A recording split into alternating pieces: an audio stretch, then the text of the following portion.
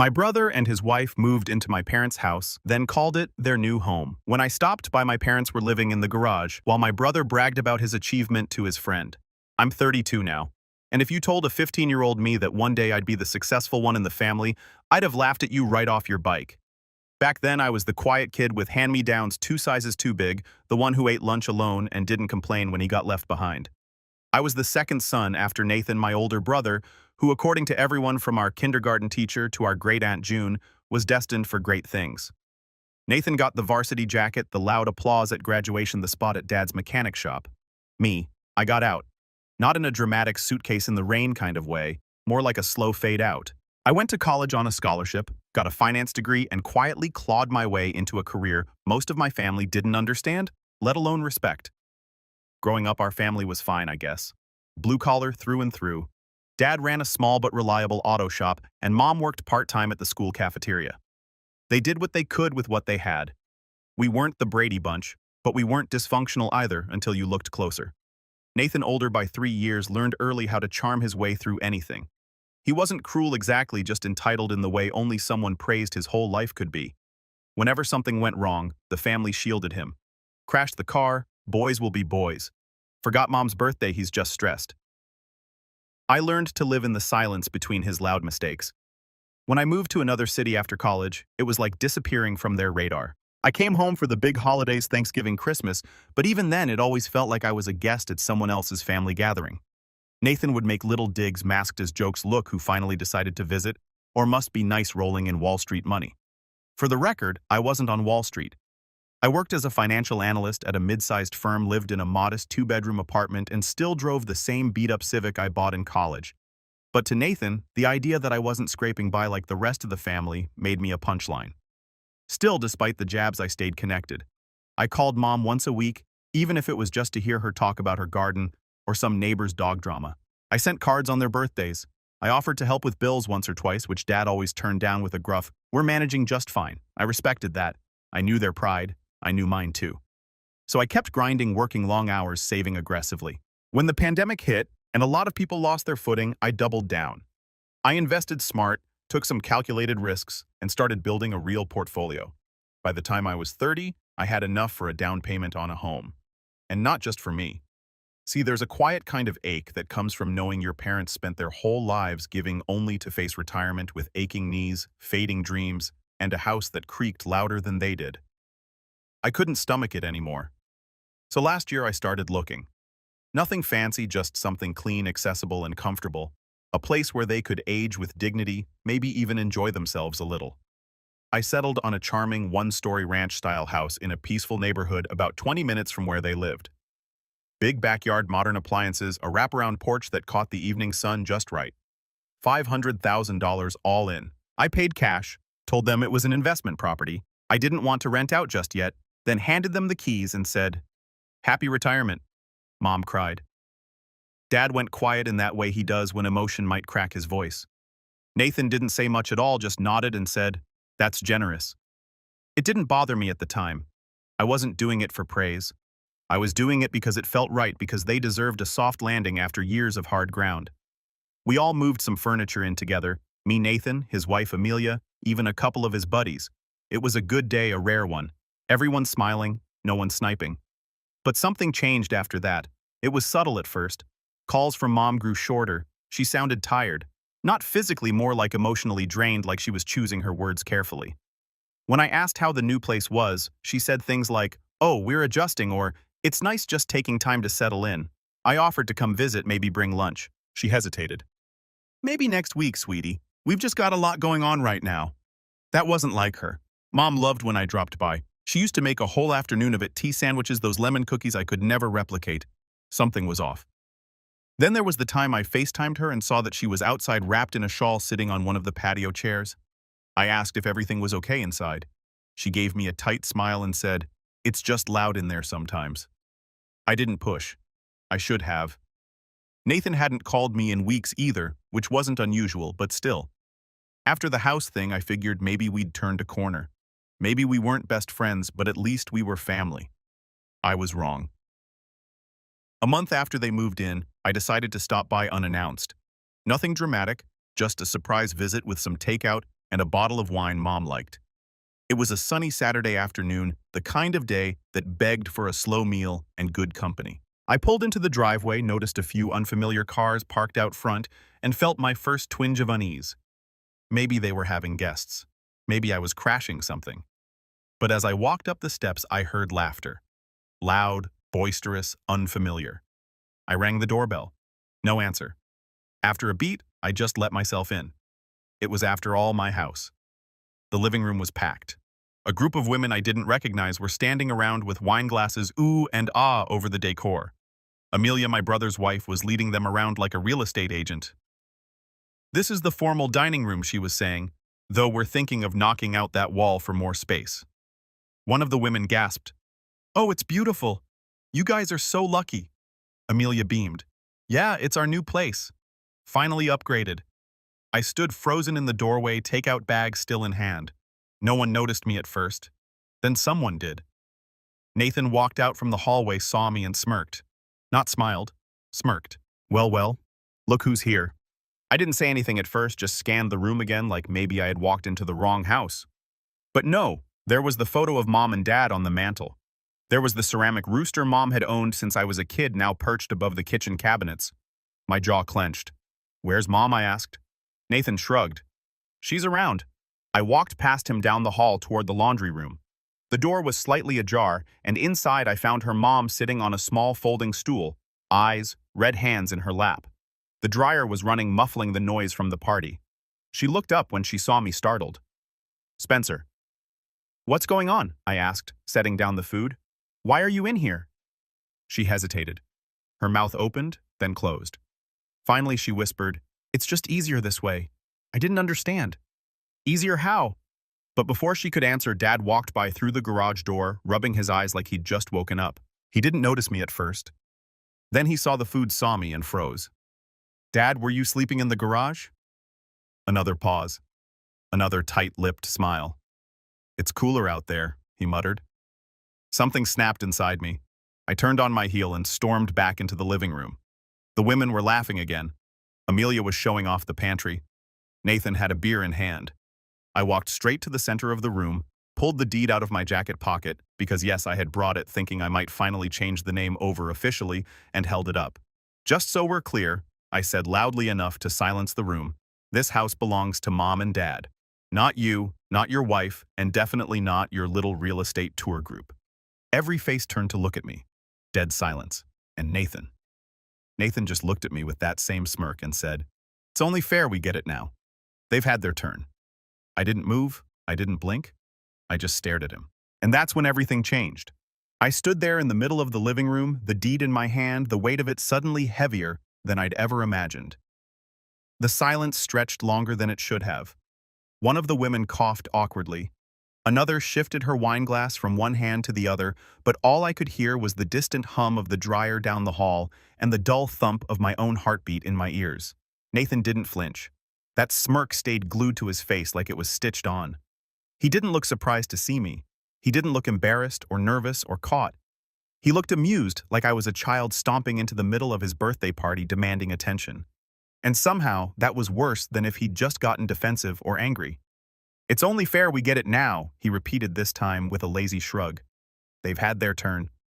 I turned, slowly scanning the room. Amelia wouldn't meet my eye.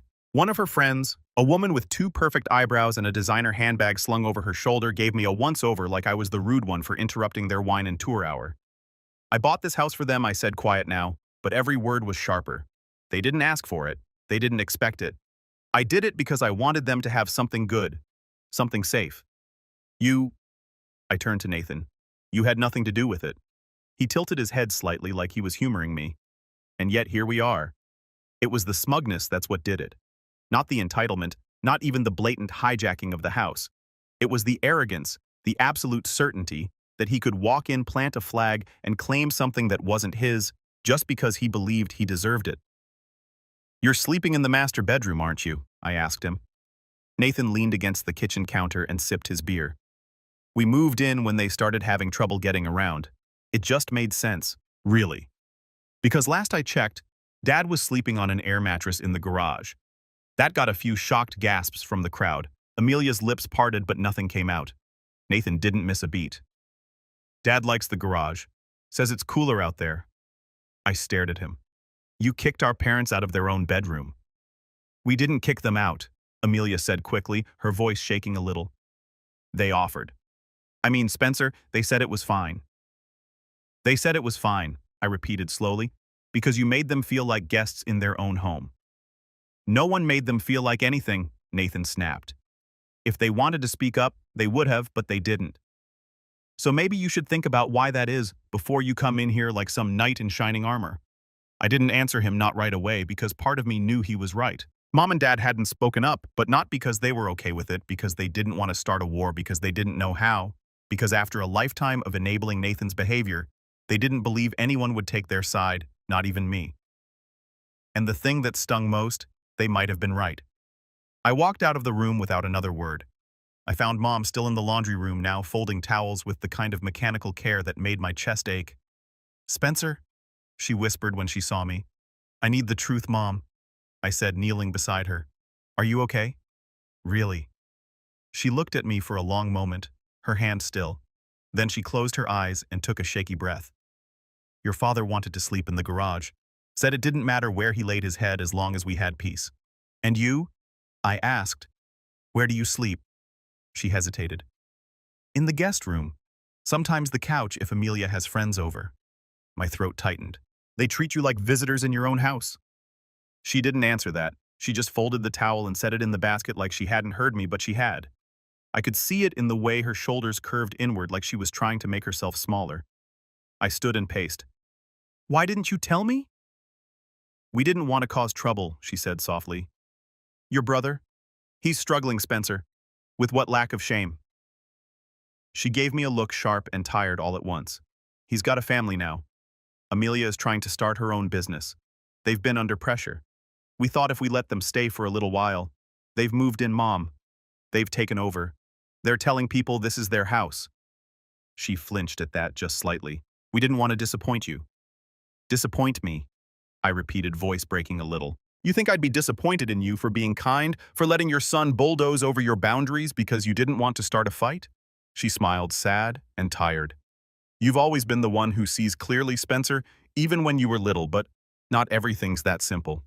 Maybe it wasn't, but it also wasn't supposed to be this hard.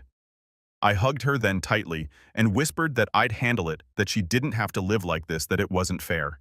She didn't say anything.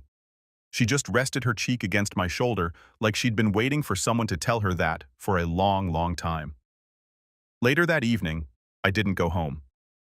I booked a room nearby and sat with my laptop until midnight, going over every legal document I had. The deed was still in my name. I hadn't transferred it yet, hadn't even filed the paperwork. The property taxes, the utility setup, the homeowner's insurance, it was all under my name. They couldn't claim squat, not legally. But morally, emotionally, that was a whole different battlefield. The next week, things spiraled. I called Dad, asked him to meet me for lunch. He showed up looking more exhausted than I'd ever seen him. Bags under his eyes, stubble, he usually kept clean-shaven, and a stiffness in his walk I hadn't noticed before. Your brother's not a bad person, he said after I brought up the house again. He's not a good one either, I replied. Not when he's pushing you out of your own bed, Dad. It's not about beds. It's about peace, about letting things play out. But at what cost? He didn't answer, just poked at his food, like it had personally offended him. 3 days later, I got a text from Mom that shattered whatever patience I had left. Do you know where the title paperwork is? Nathan said we need it for Amelia's business loan. I called her immediately. What paperwork? The deed. The house deed. He said the bank wants to see proof of ownership for collateral. I was silent for so long, she asked if the line had dropped. No, I'm here, I said slowly. Did you give it to him?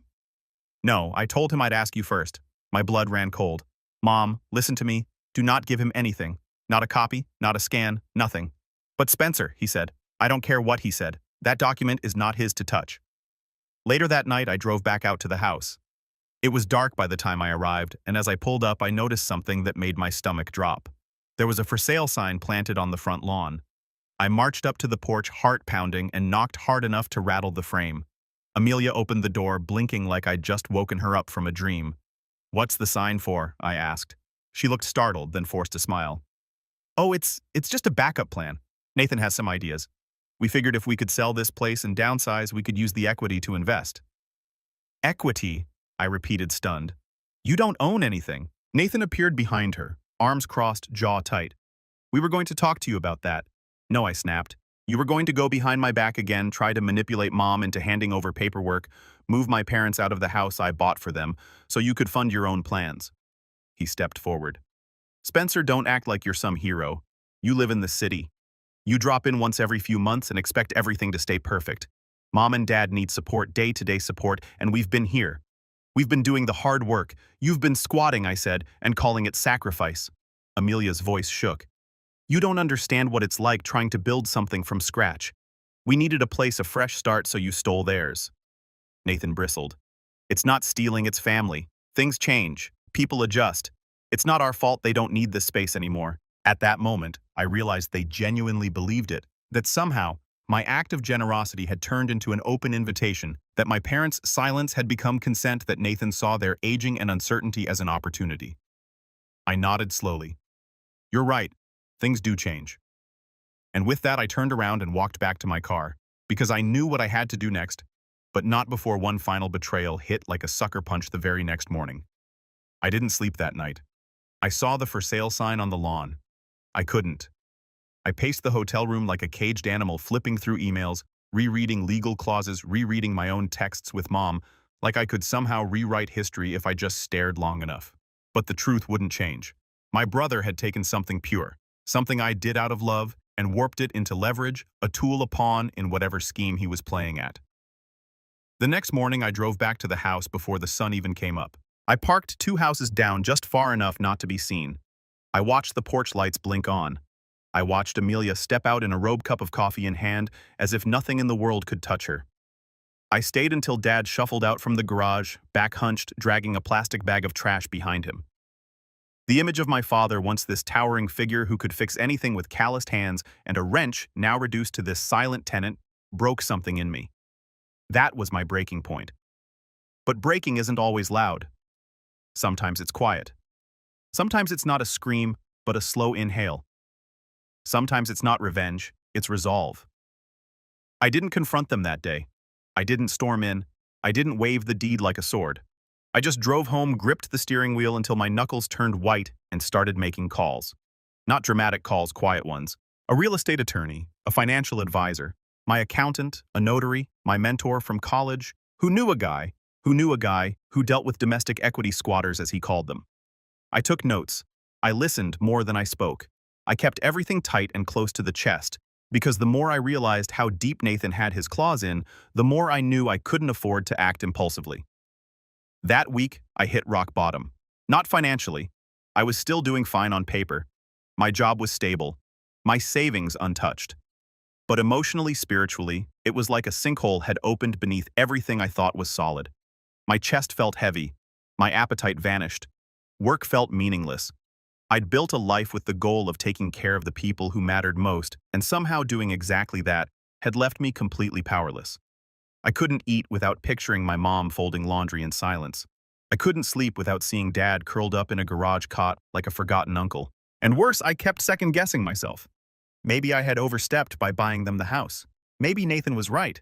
Maybe I should have consulted the whole family first. Maybe I'd embarrassed Dad by making such a big gesture. Maybe Mom hadn't told me the whole truth because she didn't want to hurt me, not because Nathan was hiding anything. I spiraled so hard I almost deleted the deed file from my computer, like that would somehow undo the whole thing. But then something changed. It was Mom. She called me 3 days later. Her voice was small, like she was speaking from inside a closet. I just wanted you to know, she said, that we're proud of you, even if we don't say it enough. And no matter what your brother says, your father and I know what you did for us. I sat there, phone pressed to my ear, unable to speak. I saw the sign she added after a pause. On the lawn. I closed my eyes. I didn't put it there. I know, she said. There was a long silence. I could hear her breathing, could almost picture her standing at the kitchen window. Cordless phone in one hand, staring out at the backyard she barely got to use. You do what you need to do, she said. We'll be okay. And just like that, I stopped spiraling because I remembered who I was. I wasn't Nathan. I didn't need applause. I didn't need to manipulate. I didn't need to be seen as the favorite. I just needed to move forward carefully, quietly, permanently. So I began to rebuild. First, I cleaned up everything I'd let fall behind while obsessing over the house. I restructured my work calendar, got back into my morning workouts, even started cooking again. Simple meals, nothing fancy, but it made me feel grounded. I reconnected with some old college friends, signed up for a local mentorship program where I could teach financial literacy to at-risk teens. I didn't tell anyone in my family about it. It was, for me, a reminder that my value wasn't measured in how others used me, but in how I chose to show up. Second, I moved forward with legal protections. I had the deed officially recorded under my name, added clauses preventing unauthorized occupation, and created a revocable trust that could allow my parents to remain in the home indefinitely, but no one else. I updated my estate plan, made it watertight. My lawyer, a calm woman named Mara, with gray-streaked hair and eyes like polished steel, reviewed every clause like she was preparing for war. "You're doing the right thing," she told me, sliding the papers back across the table. "And you're doing it the right way. Quiet is stronger than loud, Spencer. Don't forget that." The third thing I did, I visited my parents, this time with a plan. I didn't tell Nathan, I didn't tell Amelia. I waited until a weekday when I knew he'd be at work and she'd be out at her so-called boutique meetings. I texted Mom and said I was coming by for tea. She replied with a heart emoji that meant yes. When I arrived, she was waiting on the porch. Her hair was pulled back, her cardigan neat. She looked like someone trying hard to hold things together. Dad came out a few minutes later, wiping his hands on an old rag like he'd just been working on something, probably organizing junk in the garage because he didn't have a workshop anymore. We didn't talk about Nathan, not right away. Instead, I made them lunch tuna salad sandwiches like Mom used to make when I was a kid. We sat in the backyard, birds chirped, the sky was clear. For a moment, it felt like what I wanted this house to feel like: a gift, a safe place. When we finished eating, I handed Dad a folder. "What's this?" he asked, flipping through the pages. "Legal protections," I said simply. "You're not going to get pushed around anymore. Not by anyone, not even family." Mom glanced at me. "Will this make things worse?" "No," I said, and for the first time I believed it. "It'll make them real." Dad didn't say much. He just nodded and kept reading. Later, as I was leaving, he put a hand on my shoulder. "You didn't need to do all this, son." "I know," I said. "That's why I did." That night, I sat on my balcony, sipping tea and feeling for the first time in weeks a sense of calm. Not peace exactly. The storm was still coming, but I was no longer adrift. I was steering now, and I had a plan. Because what Nathan didn't know was that the house he tried to sell wasn't his to list, that the equity he wanted to tap into didn't exist for him, that every paper trail led to me and every legal move he thought he could make had already been blocked off. I didn't yell. I didn't threaten. I just waited for him to make the final mistake that would give me everything I needed to end this cleanly. And it came faster than I thought. It was the email that did it. Just 4 days after I'd had that lunch with Mom and Dad, I got a message forwarded from my real estate attorney, Mara. She'd been monitoring any activity linked to the property title at my request, and this one hit her radar like a siren: a digital submission request from a local mortgage broker trying to run a preliminary valuation on the house for pre-approval purposes. The borrower, Nathan. I stared at the screen while bile rose in my throat. The request wasn't for a casual inquiry. It included scanned identification documents, his and Amelia's, and worst of all, a typed note in the broker's comment section that read, "This is a family-owned home, unencumbered. We live here and will be using it as collateral for the down payment on our new business location. Happy to provide anything else. Our home. We live here." It wasn't a misunderstanding. It wasn't a mistake. He was trying to use the house, my house gifted in spirit to our parents, as leverage for a loan without telling me and without a shred of legal right to do so. The gall of it was staggering, but beneath the fury I felt something steadier, colder. This was the opportunity I'd been waiting for. Mara called me as soon as I texted her. "He's overreached," she said simply. "You've got more than enough grounds now. This isn't just disrespectful, it's attempted fraud." "I want to do this right," I said. "No drama, no headlines, just clean, quiet, but permanent." "Then you need a setup," she replied, "and I have an idea." What followed was a 3-hour call that felt more like a strategy session for a corporate takeover than a family dispute. But I listened. I took notes. I did my homework. And slowly, a plan began to form, not for revenge exactly, but for removal.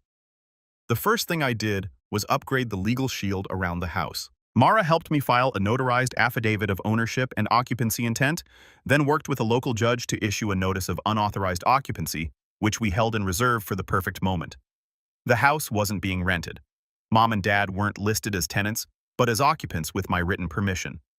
That mattered because it meant that anyone else, namely Nathan and Amelia, were unofficial at best and trespassers at worst.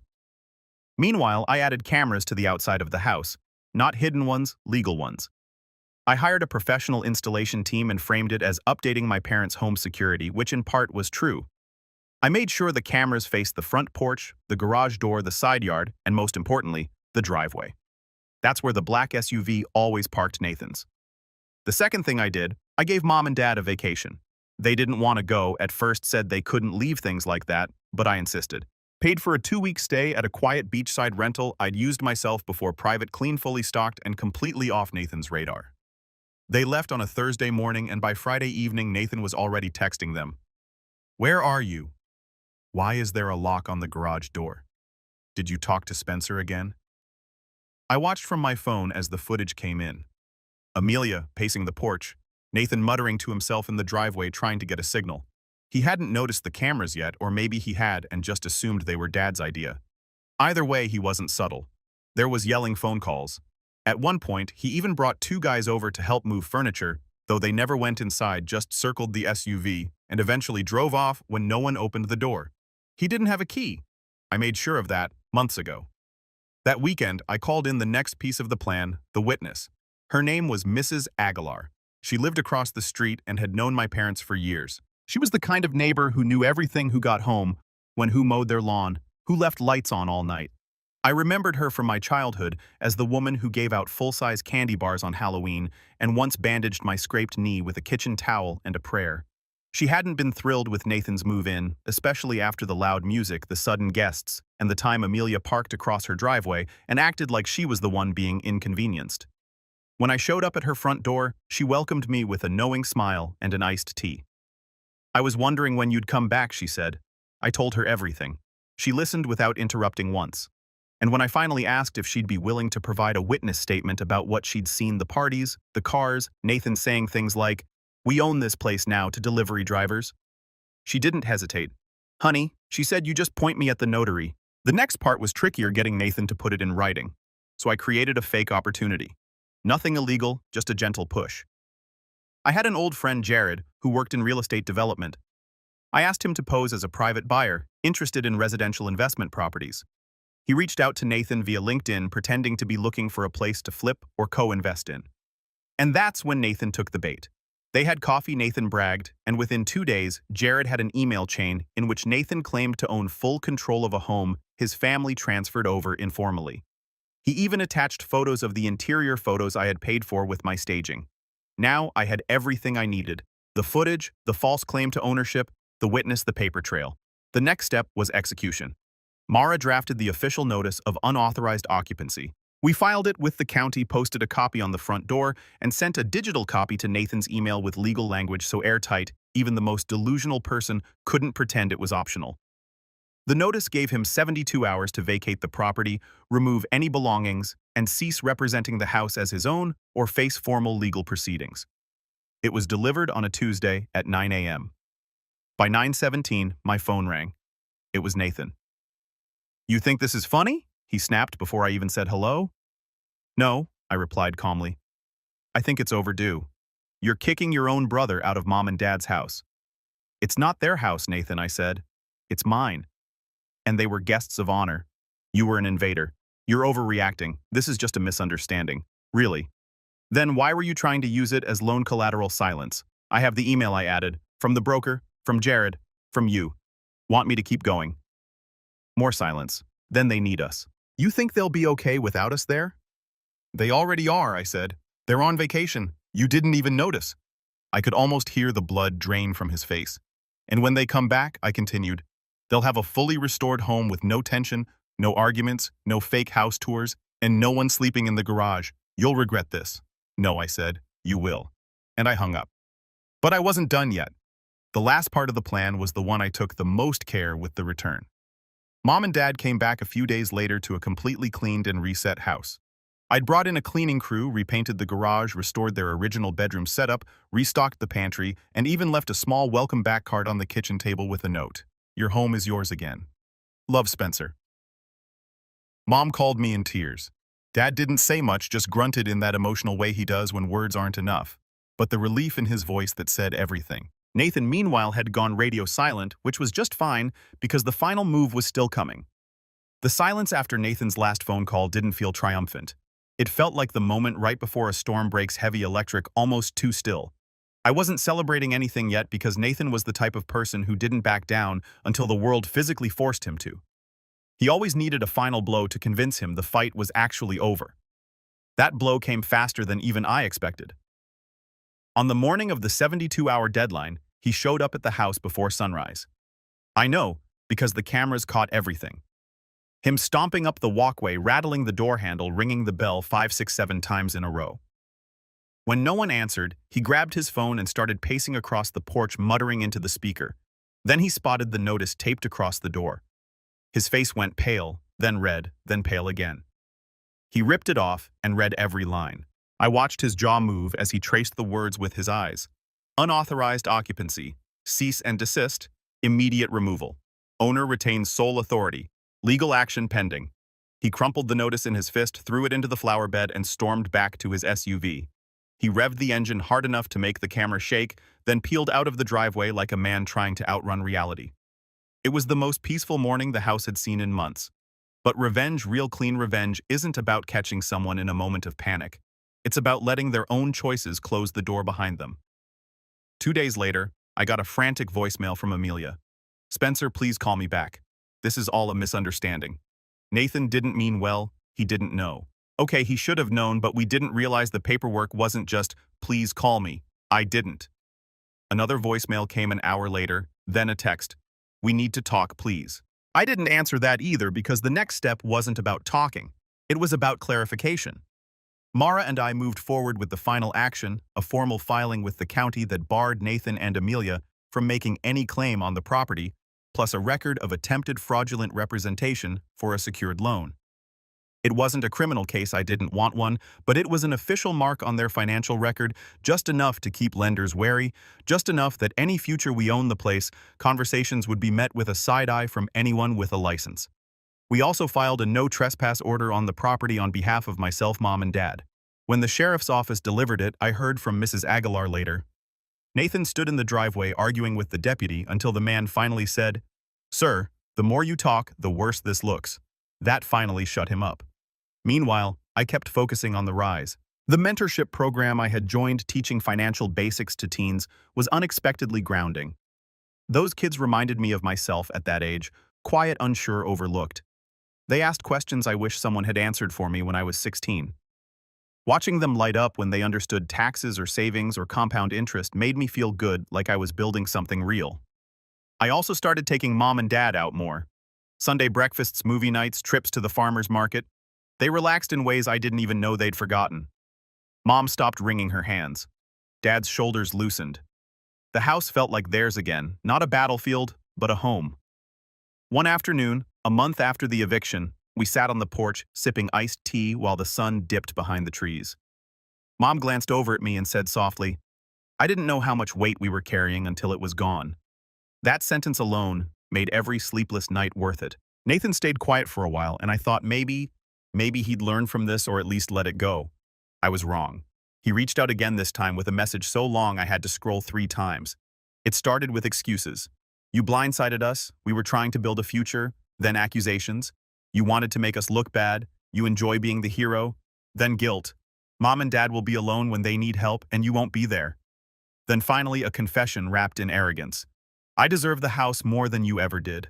I'm the one who stayed. I stared at the last line for a while. Stayed. As if staying was the same as sacrificing. As if proximity made him more loving, more worthy, more helpful. It didn't. If anything, his staying had created the exact cage Mom and Dad were living in. I didn't reply, not out of spite, out of clarity. Some people aren't meant to be fought, they're meant to be excluded. But the real fallout came when Amelia called my mother, not me, my mother. I only knew because Mom called me afterward, voice trembling between frustration and disbelief. She said Amelia told her that I humiliated them, that I was selfish, that I ruined their plans. I took a long breath. What did you tell her? Mom hesitated, then her voice steadied. I told her the same thing I told your brother. This house was never theirs. It was never up for debate, and if they need a place to stay, they should start by finding one they can afford. I pictured my quiet, gentle mother saying that with her soft voice and steady eyes, and I felt something warm press against my ribs. Pride, real bone-deep pride. She continued, and I told her, if they ever set foot on our property again without your permission, I will call the sheriff myself. I had to sit down after that, not because of the drama, but because my mother, the woman who apologized when someone stepped on her foot, had found her voice again and she wasn't giving it back. Life settled into place after that. Nathan and Amelia moved to a small rental 2 towns over. His business loan was denied, not because of me directly, but because the lender flagged him as a misrepresentative applicant. Amelia's boutique plan stalled. They stopped showing up unannounced, stopped calling, stopped pretending. Mom and Dad regained space independence and dignity. Dad started working on small woodworking projects in the garage again. His garage, not a makeshift bedroom. Mom replanted her herb garden. They hosted dinners again, invited their friends over, filled the house with laughter instead of tension. The home I meant for them was finally theirs in spirit. And me, I didn't feel vindictive. I didn't feel triumphant. I felt steady, solid, like the ground beneath me was finally level. One evening, I sat with Dad on the porch. He was whittling something small, a bird, I think, and I asked quietly, "Do you think Nathan will ever understand?" Dad paused, then shook his head. Some folks don't learn until life teaches them, and sometimes life teaches them the same lesson over and over until it sticks. Do you think it'll stick this time? He smiled faintly. If it doesn't, that's not your burden anymore. And he was right. Nathan's path was no longer tied to mine or my parents or the house he tried to steal. Everyone had finally returned to the roles they'd chosen. Mom and Dad, free me standing firm, and Nathan facing the consequences of being the one who stayed for all the wrong reasons. The last time I drove away from the house after Sunday dinner, I caught my reflection in the rearview mirror, calm, steady, unshaken, and realized something that made the corners of my mouth lift. I hadn't just taken the house back, I'd taken my peace back.